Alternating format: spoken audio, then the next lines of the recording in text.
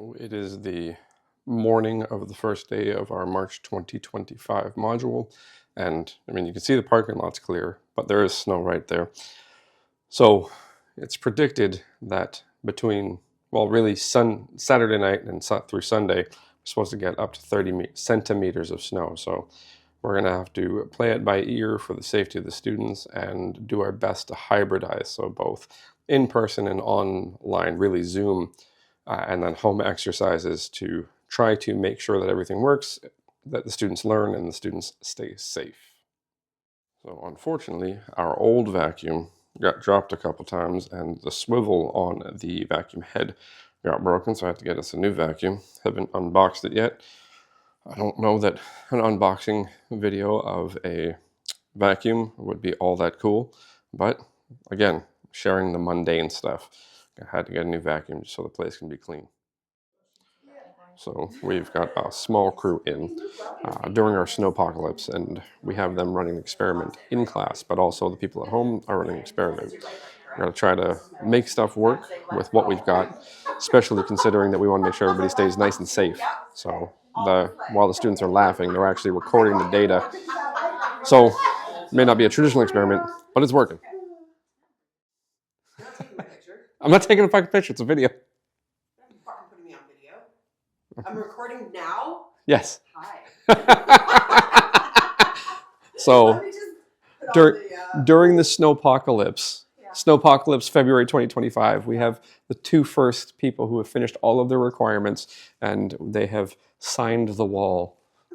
So just so you guys know, one of the things I'm doing, I haven't put it up yet. Right, so yes, the OGs, Joy and Julia. There we go. They won't hear me, right? So please edit it. I mean, they won't hear you much. They'll hear you enough. I'll edit it the way I goddamn want. So I'm doing vlog type content so that people can see how mundane running the school actually is, and like just how and how it will hurt your soul. So it's like, yeah, if you want to run a school, go ahead. It's just shit's fucked up. It's like, yeah, I just have to sit here and edit. Like I edit theses. Theses. Yes. So we did manage to run into the Snowpocalypse, unfortunately. So for this particular Sunday of a module, we had to cancel it for everybody's safety. Right now, there's just a gentleman cleaning the walkways outside of my building. But that's just to show that the Snowpocalypse happened and we had to adjust. Now, clearly I'm joking about Snowpocalypse. There was just more snow than can be kept up with safely in a short period of time. So what we ended up doing instead of going into class or going to the school because there were safety issues is we made sure that we had appropriate instructions for students. So yesterday, some students made it in, some students didn't. And then today, nobody was able to make it in because I told everybody not to come. What we did is we ran 2 experiments that we got good data from, and we're going to run some more just to see if this is actually a pattern. But what we did is we had general assessment, so we assessed the cervical region, the shoulder girdle, just to figure out which side of the body, or which shoulder girdle, right or left, was more restricted. It was just a really simple thing. Which one's more restricted? Which one sucks more? We did the same thing with the neck, same thing with the vertebral column. You know, is there more restriction bending left or bending right?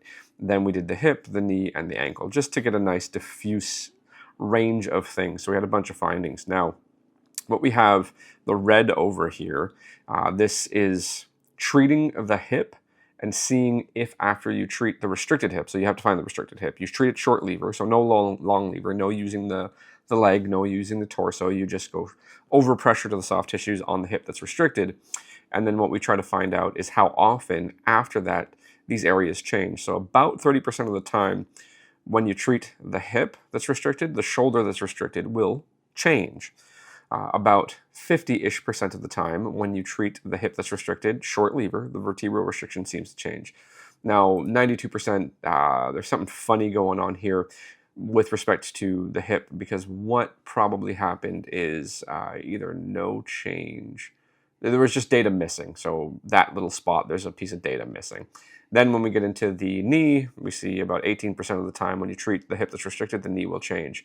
Now what I want to do is show the same 3 data points because they're clustered in the same area. around the shoulder girdle. So, interestingly, we scroll down here. There was one person who, when they treated the shoulder girdle itself didn't change. Now, the rationale there is probably that the particular approach was not appropriate for how that was or how that was presenting. Now, what we get, so again, we scroll up here.